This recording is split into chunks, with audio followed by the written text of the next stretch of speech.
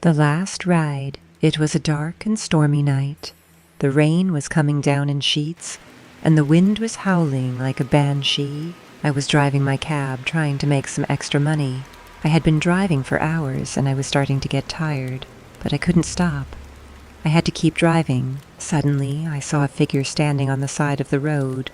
It was a woman, and she was soaked to the bone. She was waving her arms frantically, trying to get my attention. I pulled over and rolled down the window. "Can I help you?" I asked. "Please," she said. "I need a ride." I hesitated. I didn't know if I should pick her up. She looked like she could be trouble, but then I thought about how she would probably freeze to death if I didn't help her. "Get in," I said. She got in the cab and closed the door. She was shivering, and her teeth were chattering. "Where to?" I asked. "Just drive," she said. I started the cab and pulled away from the curb. We drove in silence for a few minutes. "Are you okay?" I asked. She didn't answer. She just kept staring out the window. I glanced at her in the rearview mirror. Her eyes were wide and staring, and her face was pale. She looked like she was scared. "What's wrong?" I asked. She turned to look at me. Her eyes were filled with terror. "I'm being followed," she said. I looked in the rearview mirror again. There was a car behind us, but I couldn't see who was driving. "Don't worry," I said. "I'll take you to the police station." "No," she said. "They're after me, too." I didn't know what to do.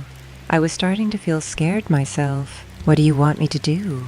I asked. "Just drive," she said. "I'll tell you where to go." I drove for what felt like hours. The woman never said a word. She just kept staring out the window. Finally, she told me to pull over. "This is it," she said. I got out of the cab and opened the door for her. She stepped out and turned to face me. "Thank you," she said. "You saved my life." She turned and walked away, disappearing into the darkness. I got back in the cab and drove away. I didn't know what to think. I had just helped a woman who was being followed by someone, and I didn't even know her name. I drove for a while longer, but I couldn't shake the feeling that I was being watched. I kept glancing in the rearview mirror, but I never saw anything. Finally, I pulled over and called the police. I told them what had happened, and they said they would send someone out to investigate. I never heard anything else about the woman, but I'll never forget her.